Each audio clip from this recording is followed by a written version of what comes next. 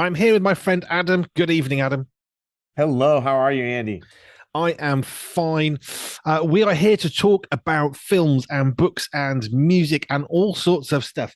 Do you have a favorite part of all the reviews that you do? Do you have a favorite genre of Oh, media that's a great that you get to question. review? So I do actually, and you might be surprised by it, and I get to pursue it today. I haven't written this yet, but I love reviewing music, and I'm back to being the main music guy. I was for years, and then for years I wasn't, and now I've got that on my plate again. And I love rock music and I love metal. And there's a new metal album out this week by a band called Ghost. I think it's called Skeleta or Skeleta, something. There's an accent mark in there somewhere. They are a Swedish death metal band, for lack of a better phrase to describe them. They're the first metal band that's hit number one with an album in the United States for 4 years. Rock is pretty much dead. And so I'm going to be reviewing that later today. Our review will probably be up on Friday, the 9th of May. And I am really looking forward to that. I love digging into the ideas in music, and I'm just a rock guy. So, even if I have to confront a lot of stuff that is problematic, I enjoy that process immensely. So there you Okay. go. I like music. I mean, I can talk to you all day about genres and stuff. I'm rubbish at band names. People think I run a radio station. Oh, you know such and such a band. Not a clue. Nope. I know the stuff that I like. That's not my forte. We have people who Yep. can do that. But I love music because it is such a powerful medium. It's a bit Yeah. like radio versus TV, music versus videos, films. I think radio and music are far more powerful than their screen focused other halves, because I think there's a personality which Yep. goes deeper when you're listening than when you're watching, because your senses are more focused. I think so too. And I don't know if we have talked about this. If we have, forgive us for going here again. But, we review music, TV, video games, books, all sorts of stuff, movies, obviously. And I'm in complete agreement with you. I think, you know, pound for pound, ounce for ounce, minute for minute, whatever comparison you want to use metaphorically. I don't think anything touches music especially for kids who are into music. And not every kid is a music kid. But I mean, for me, when I was growing up, um, maybe I've seen Star Wars 300 times, but my favorite songs, I grew up in the cassette age. I would literally wear them out. The vocals would go away because I had listened to those songs and rewound them. Imagine having to rewind something to listen to it thousands upon thousands of times. And so you're getting that repeated exposure. I think music does something emotionally in the way it connects with us that no other medium does. And I think more than anything else, we identify with artists on a personal level in a way that we don't, for the most part, with other forms of entertainment. I think the angriest letters we ever get from kids, especially, are when we take their favorite artist to task. They let us know we're wrong. They take it personally. And so I do think I agree with you. I think that music, for all of those reasons, is maybe the most intimate and most personal, and I would dare say most influential form of entertainment, even though we're largely focused on, various screen oriented and video oriented forms for the most part. I think for me personally, the reason why I feel music is such a strong thing, whether it's through the radio, a CD, cassette tape. Yep, I had cassette tapes. I whatever the way that we listen to it, it's music for me because you can close your eyes, you can just Right. totally zone out from what's going on around you. If you're watching a film and you close your eyes, you are missing so much of that film Right.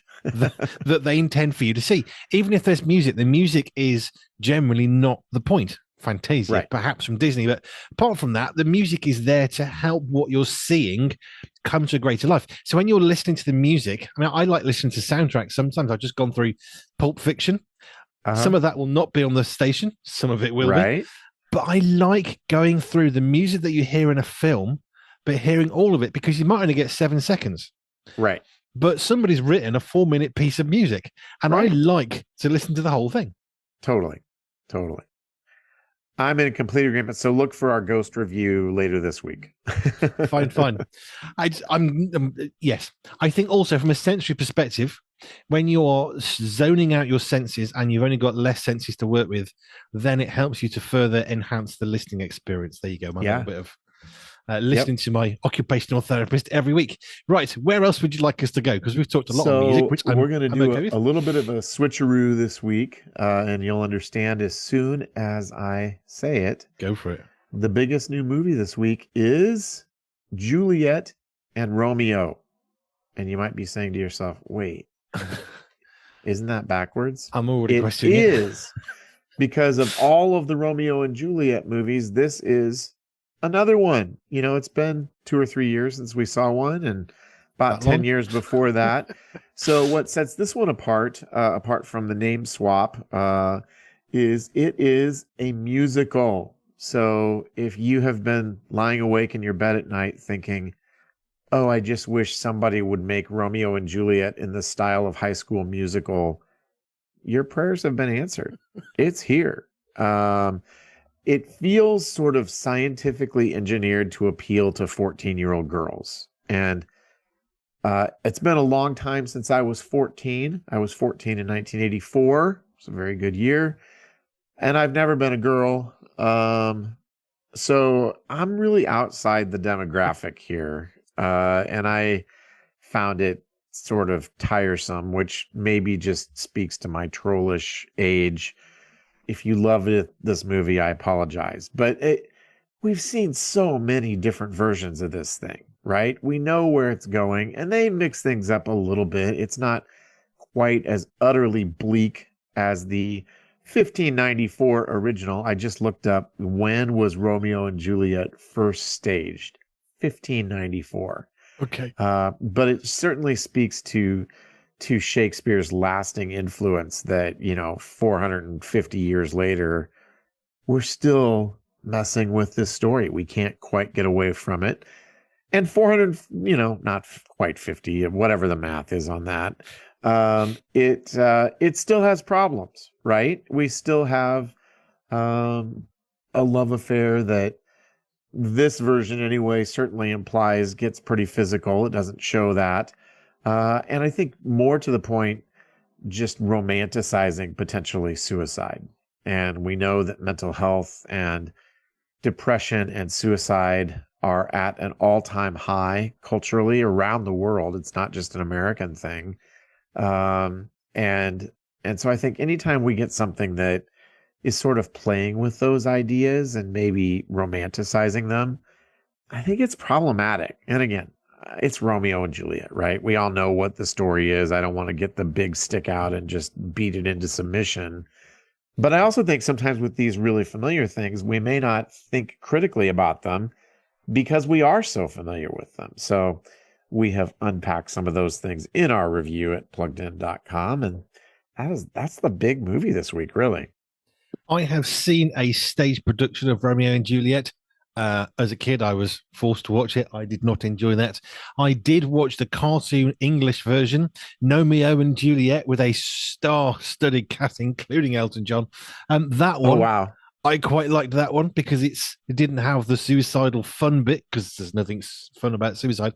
They obviously made that much more What upbeat. did Queen say? Don't try suicide? Yeah. That was the B-side for Another One Bites the Dust. I had that on 45. Remember 45s? I do. Back in the day. I really do. So yeah, it's one of those, isn't it? It's an interesting point. Romeo and Juliet. Romeo and Juliet. It's a story we know. However, we do need to be cautious about things, especially in the mental health crisis that we see around the world. We've got assisted dying bill here in the UK. The government's trying to push that.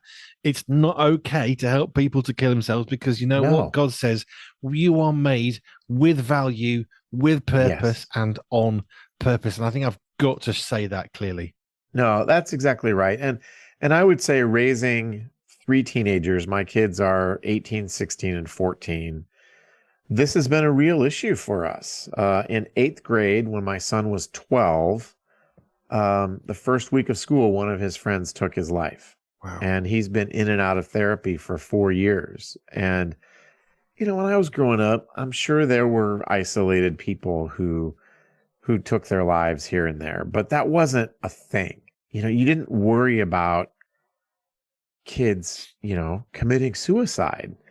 But that is the world we're living in today. And our kids may be wrestling more deeply than we realize. And so I think if you haven't had that conversation, if you have a son or a daughter who seems a little bit withdrawn, or you're noticing those changes in mental health and behavior, man, you just want to be on top of that, because it's the reality of the world we're living in today. It is, in a world where we're told that value is based on yesterday. It's very hard, or your last effort, or how many likes did Yeah. your last post get. It's not conducive. Is it an angry old man thing? I don't think this is. It's not No, conducive to good mental health. no, But it's again, not.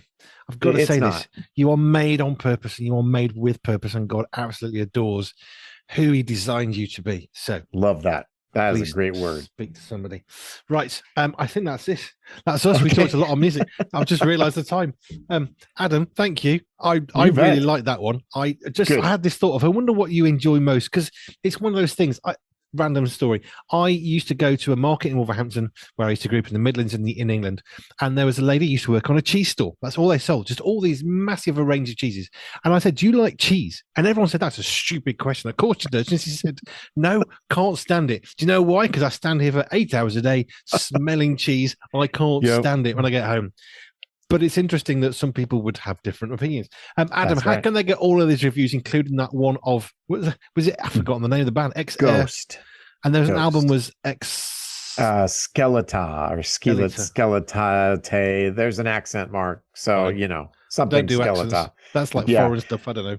You can find that and everything else we review at pluggedin.com. And we are a ministry of Focus on the Family, and any kind of family issues, marriage, parenting, any of the struggles your families are going for, you can find help at focusonthefamily.com. Adam, plugged in. Thank you kindly, sir. You bet. Thank you, Andy.